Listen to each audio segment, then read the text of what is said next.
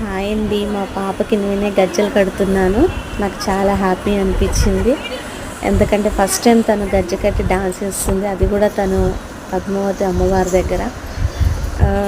ఎంతో పుణ్యం చేసుకుంటే ఆడపిల్లలు కనవండి. ఎందుకంటే మా పాపను అలా చూసిన తర్వాత నాకు చాలా సంతోషం అనిపించింది. ఒకప్పుడు నేను ఇలాంటి పిల్లలు చూసి వంగి వంగి చూసేదాన్ని వీళ్ళ అందాలని.